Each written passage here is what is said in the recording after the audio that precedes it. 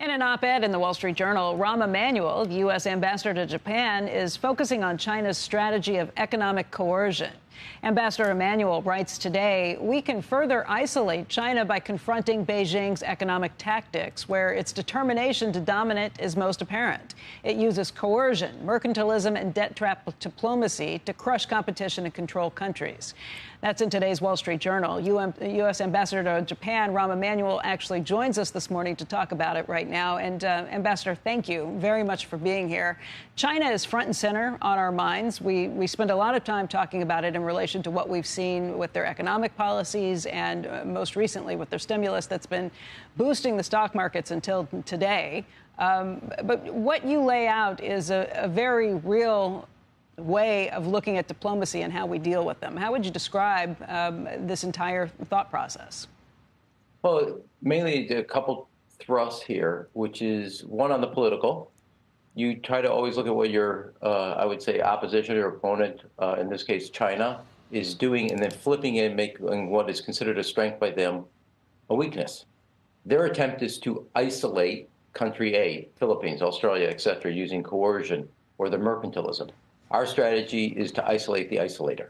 And that is what we've done on the diplomatic side. President Biden with the trilaterals between Korea, Japan, and the United States, or on the Philippine front. We've done it on the security, multilateral, going from this hub and spoke to a more lattice work, multilateral approach. But to be most effective, you need to bring the economic statecraft in line with that strategy. And they're actually giving us huge opportunities. And Australia showed, as I laid out, how to beat back the coercion.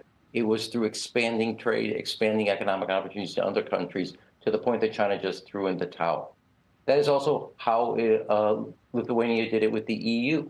So that example you apply not only on the coercion front, but Chile just had to close their steel plant because of a massive dumping of cheap steel by China. That's going to give us a huge opportunity into the developing economic world, where the United States could be a center of kind of an economic system where their industry, whether that's on the steel side or on the higher end, on the EV side, is protected. So we need to bring our economic statecraft in line strategically. So what you're doing diplomatically, what you're doing from a security standpoint, and what you're doing from an economic point as a single strategic effort of deterrence. That is what we did during the Cold War. Now it has to be applied here.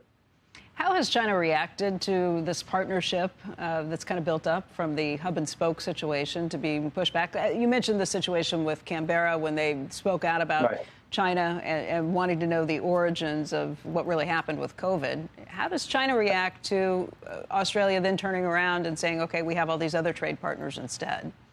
Well, I think the proof is after 3 years of really trying to isolate Australia and also Australia maximizing economic opportunities and economic markets in other countries, China threw in the towel.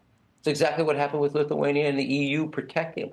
We need to be the center of gravity on this anti-coercion operation. The last G7 that was held here in May, that May of the other year, that actually for the first time in G7 communique talked about coercion. But you have to have a strategy, an alignment, be able to identify what coercion is. I would argue what Russia did to Europe on using energy, that's a form of economic coercion. What we're doing here, go ahead. Go ahead.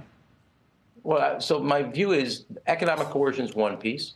The mercantilism, which is where you destroy other countries' industrial base, is another form of their economic kind of warfare. And then using debt trap to literally also take a country's sovereignty away from them or take their infrastructure national projects away from them. And all of that, while China sees it as a strength, is actually their vulnerability. And you need to apply the same strategy of literally using multi-layered, lattice-like work, multinational efforts, where China becomes the isolated party because their tactics is offensive economically, politically, and security-wise to every country. Just think about the last week. They were in confrontation with Vietnam fishing boats in the South China Sea. Same thing with the Philippines. They were just in Japan's EEZ, but also their space and on the coastal areas off of islands. They're doing this all the time to countries, and the United States has to have a comprehensive, integrated approach where our strategy on the political, diplomatic, as well as security and economic front is collaborative and cooperative and of the same vein. So what do you think of U.S. companies that are doing business in China? Is it a good place to do business? Should they be allowed to?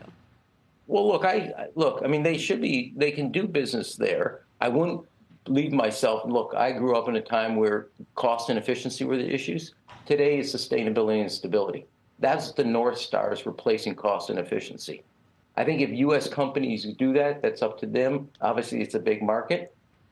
But I will tell you, China demands of the United States companies that they turn over their research. Well, I'm sorry, your R&D, U.S. taxpayers subsidize that R&D. You're not allowed to turn over the family jewels just to have a market access. We fund that. And I just think for too long, the United States has allowed commercial interests to occupy our national security. In 2012, when How do we fund their R&D? Tax credits. They take a tax deduction for it. So if you take a tax deduction, you should be held to higher standards? I don't think you should be in a position, not just higher standards, I don't think you'd be in a position turning over your research to China. And China often, very frequently, participates in intellectual property theft and also economic espionage. There's a case with Google. There's a case with ASML in Holland. That is part of their modus operandi. They make that a core piece of their economic strategy. Tokyo Electron competes against ASML on the semiconductor industry. Tokyo Electron tries to innovate. They don't try to steal ideas, intellectual property theft. And you shouldn't be in the position that if you want access to the market, you have to turn over your research and your company's kind of basic core, a strategic advantage. That is part of the access. Now, you can do it as a company. We're not going to ban them. But we have to understand something. We held on to this view for too long that China was a strategic competitor. Mm-hmm. China adopted the view they are a strategic adversary. Now, I'm more than willing to be a competitor, but I'm not more than willing to say to everybody else, what part of the intellectual property theft did you most enjoy? What part of the economic espionage do you think was best for the United States? So we have to be conscious of that.